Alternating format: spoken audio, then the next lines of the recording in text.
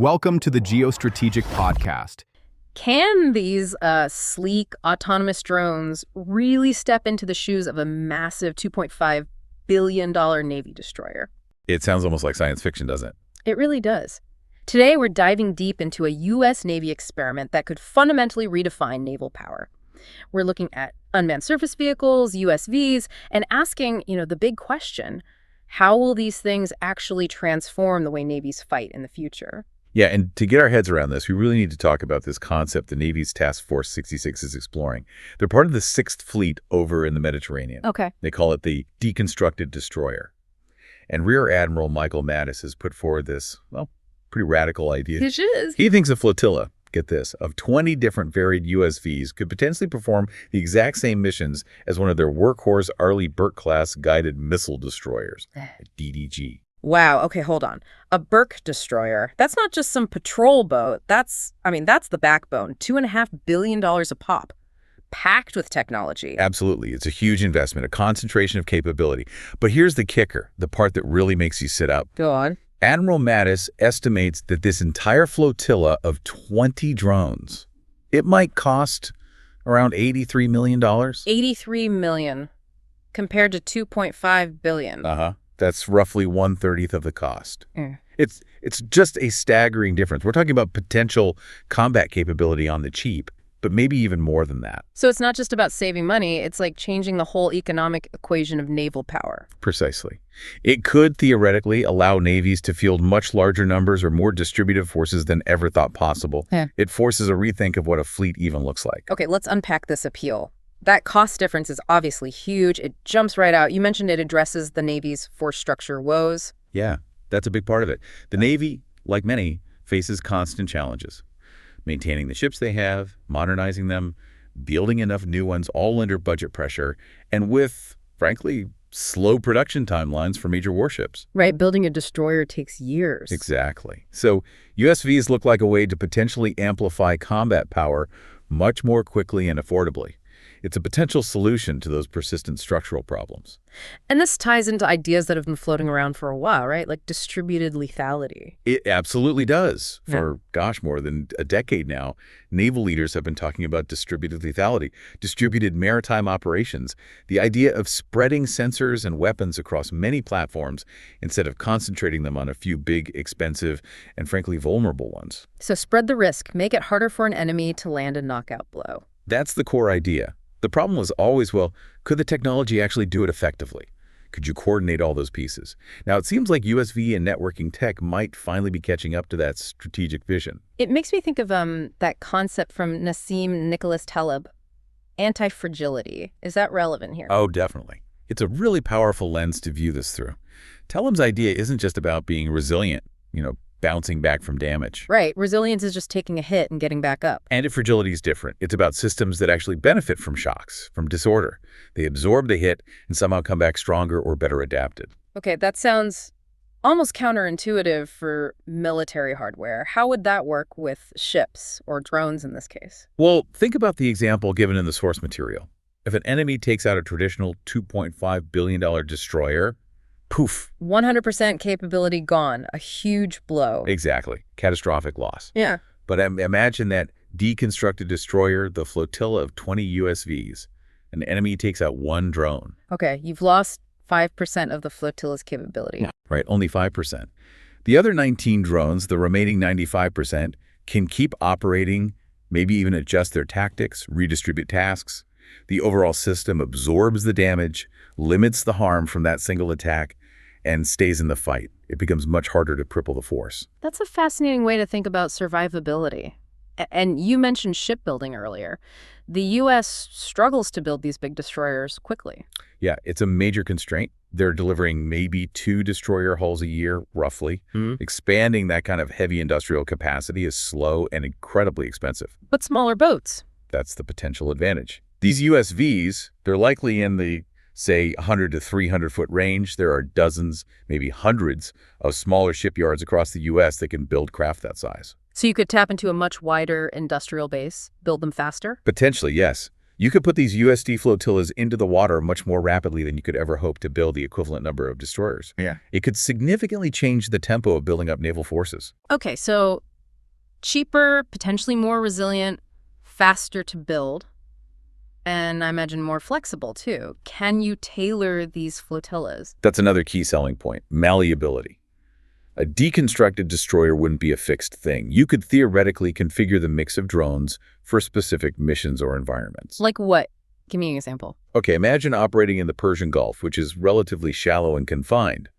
You might load up the flotilla with USVs focused on mine hunting, coastal surveillance, maybe small boat defense to counter threats like Iran's IRGC Navy. Right. But then for the open Mediterranean, facing a different adversary like the Russian Navy, maybe you need more USVs geared towards anti-submarine warfare, long-range sensing, or electronic warfare. Or maybe even in the Pacific, dealing with the PLA Navy, you'd need a different mix again. Precisely.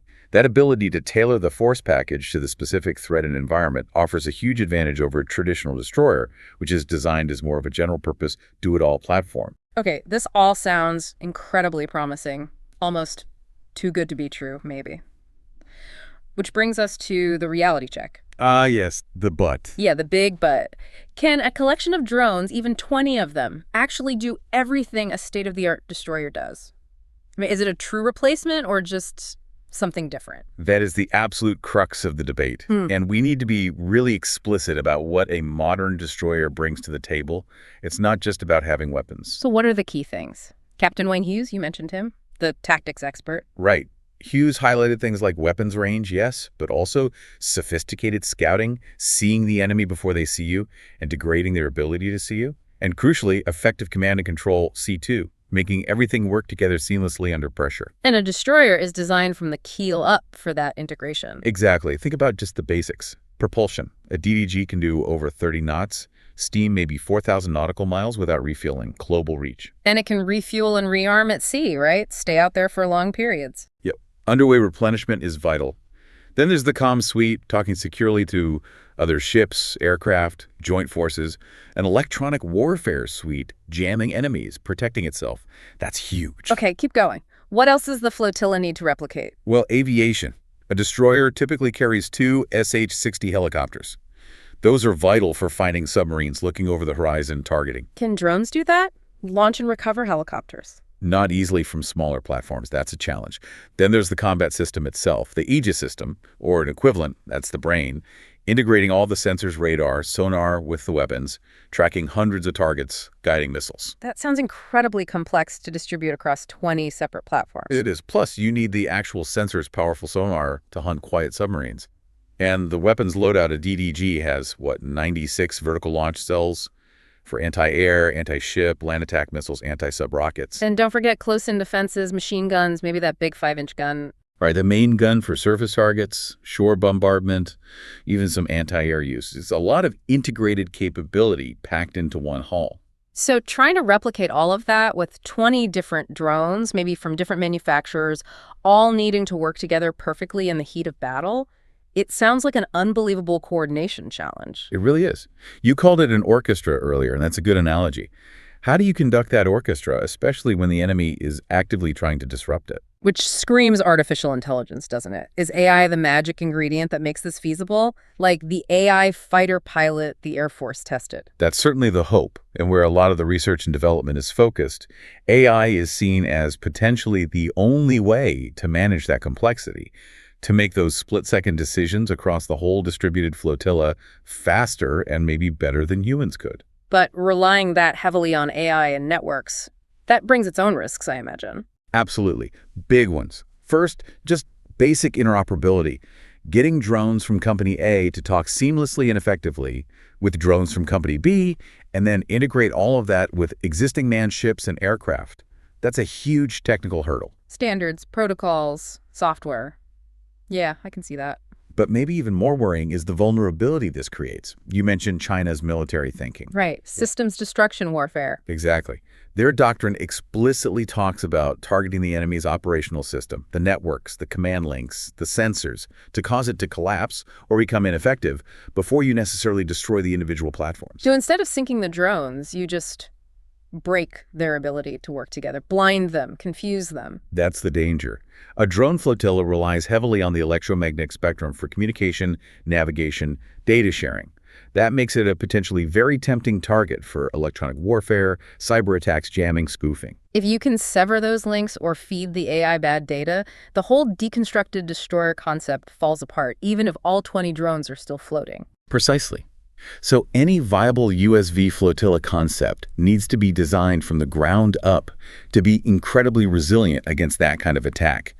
It needs to be, as the source suggests, PLA-proofed, hardened against sophisticated systems destruction tactics. That's a critical requirement. Okay, so for you listening, where does this leave us? It seems clear USVs aren't just a simple drop-in replacement for a massive destroyer, are they? No, probably not one for one, but their development and expansion. It's a hugely significant experiment. It'll have profound implications for future conflicts, even if it's not a simple swap. So let's circle back to our main question then.